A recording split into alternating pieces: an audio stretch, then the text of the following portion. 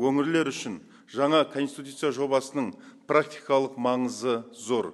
Құжатта әкімдіктер күнделікті жұмыс барысында бетпе-бет келетін мәселелер қамтылған.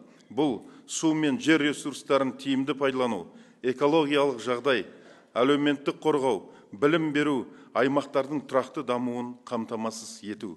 Конституция жобасы біз үшін ең алдымен шешімдер қалай қабылданатыны, оның жүзеге асырылуына мемлекет қандай жауапкершілік алатынын айқындайды. Сонымен қатар, мемлекеттің егемендігін нығайтуға, азаматтар алдындағы жауапкершілігін арттыруға бағытталған тың тұстарын ерекше атап өту қажет.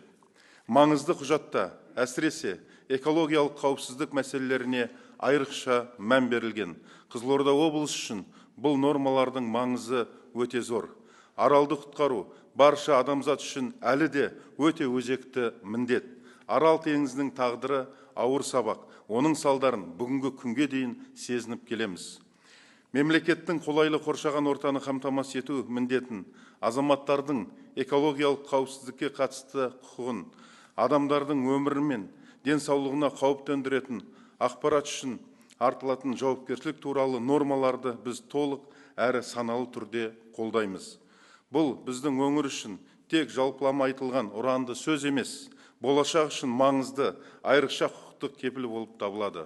Аймағымыздың табиғатын сақтауға, экологиялық жағдайын жақсартуға бағытталған көптеген ауқымды жобаларды жүзеге асырдық.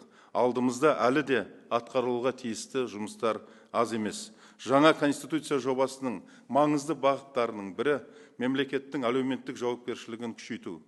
Бұл құжат адамның құқықтарын қорғауға, өңірлерді қолдауға, әлеуметтік теңсіздікті төмендетуге бағытталған. Атап айтқанда, ауылдық аумақтардың дамуына, жұмыс орындарын құруға, инфрақұрылымды жаңғыртуға, қолжетімді әлеуметтік қызметтерді жүйелі түрде іске асыруға, халық алдындағы міндеттемелерді толық орындауға мүмкіндік береді.